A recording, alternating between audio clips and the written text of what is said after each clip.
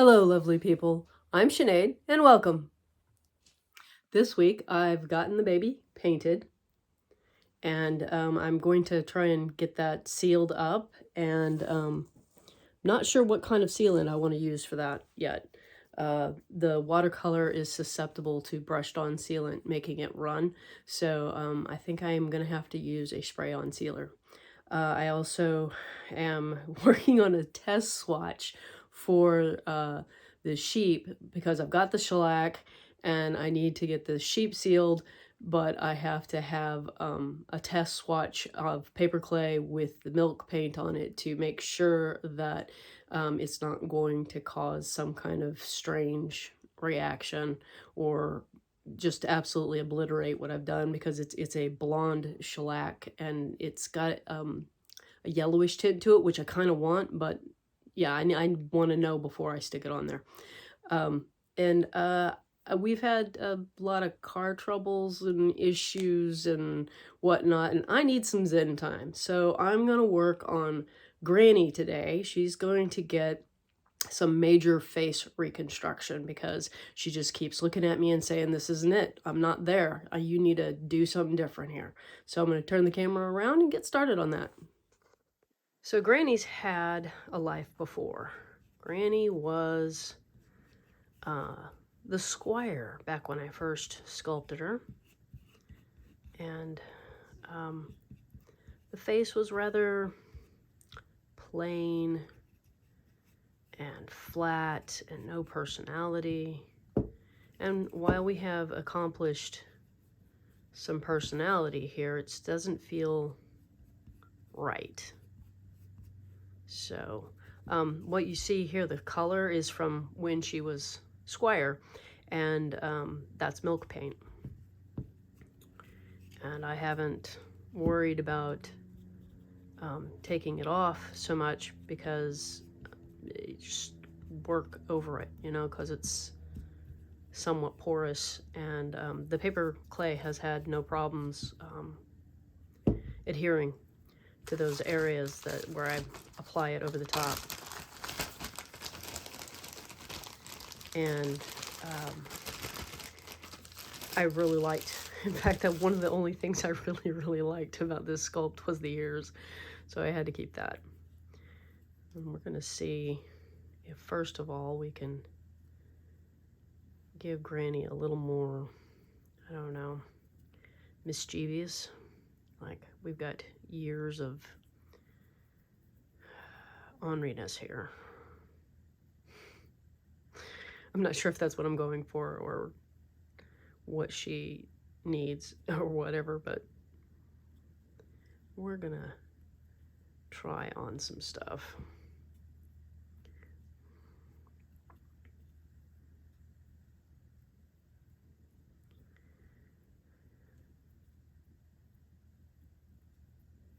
And her eyes are glass.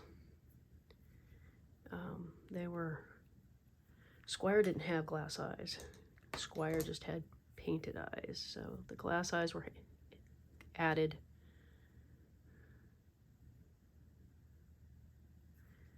Specifically for Granny.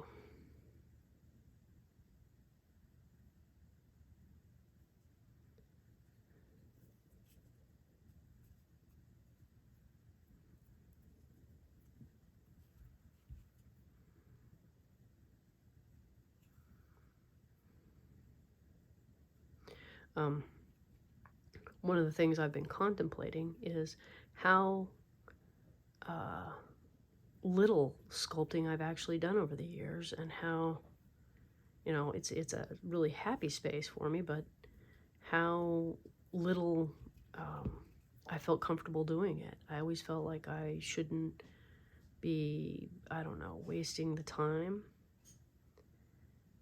or something. There was always something in the way that maybe it was just life and taking care of responsibilities, but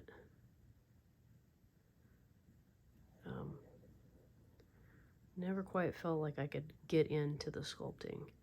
And I've done some wood carving. I don't know if that's giving her the right vibe yet.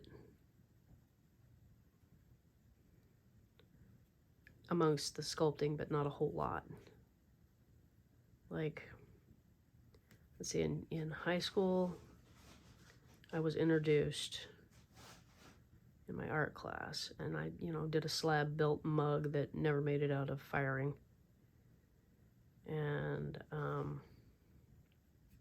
it had a face on it.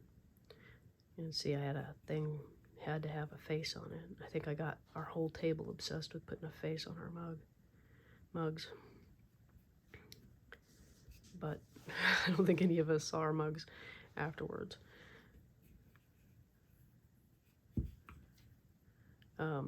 Then I can't pull up a memory of doing anything significant until like 95. Like, so high school, that would have been, I was a freshman, so 81, 82, something like that. So it wasn't until much later, after I'd had 4 kids, that I can remember trying something again. And I made, that I think was my first experience with paper clay. And I made I had already written The Dragon in the Oven, and I made a goblin who had just received a nickel. He had a nickel clutched in his hand, and he was a relief done on the front of a book, and he had just received a nickel for a sock he had stolen from the dryer. So he had a story and everything, and I think it was a journal or something, and I didn't keep the journal, but I kept the cover. And so it's around here in something, not quite sure where. And then it was like, I didn't do anything again for like until after 6 years later. And I got an opportunity to do some hand building in a studio where she didn't know anything about hand building or about working with porcelain because she did stoneware, but she was totally willing to acquire the materials and just let me go. Let me try whatever I wanted.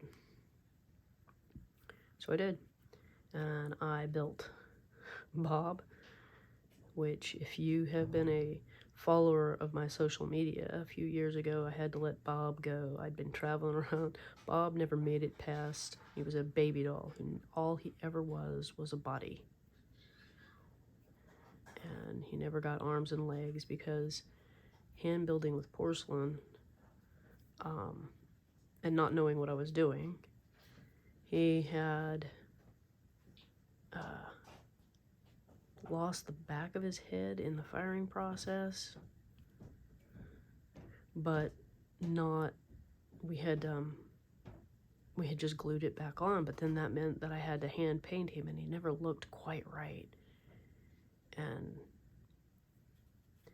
anyway, so I realized he was never going to get any arms and legs, and let him go. And I made a dragon that same time, but again, lack of experience on both of our parts. I didn't do the glazing, and so he was all set up to be glazed, and she was a heavy-handed glazer who just like globs and globs of glaze, so all the details I put into him just disappeared in the glaze. So I kept him for a while, but then eventually, he went on to other pastures. So I don't even have them around. And then it was like, I don't know, another 6 years, something like that. And I sat down and I did a paper clay goblin. I might have a thing for goblins. and another dragon. And I'm pretty sure they were part of an art show, so I don't know where they are.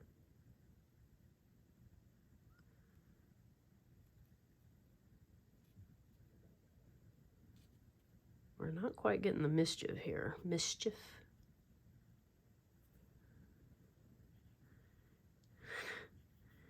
Mischievous.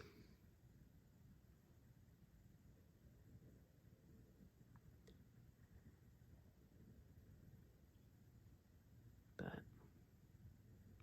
so I haven't actually spent a whole lot of time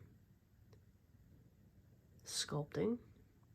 And in amongst, you know, all the clay, all in that little bit of clay, there was wood carving going on. I would, I think I started with that and also in high school. And I cut myself pretty bad using, that would be the whole dull knife situation. Probably should make sure your knife is sharp. And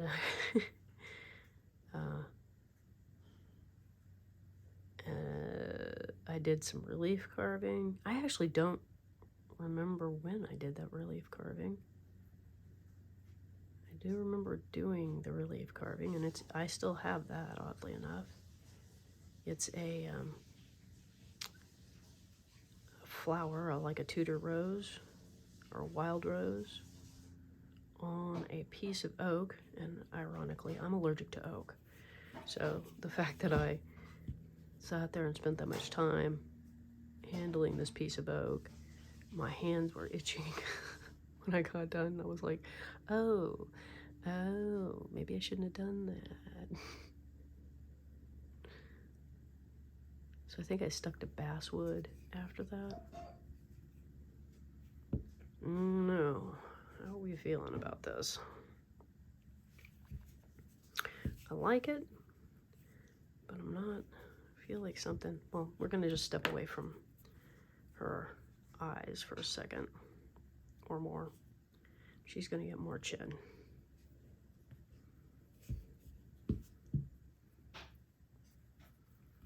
That is something that has been a problem since Squire was in. This is not enough chin. That was a cute little pointy chin. I think we're gonna need more material. I may redo, I'm probably gonna end up redoing the mouth.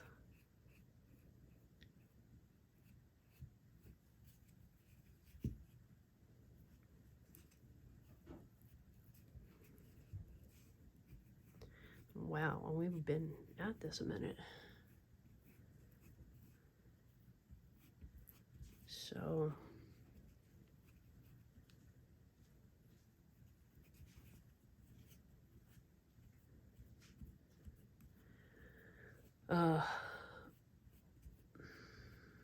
I didn't really ask you any questions this week.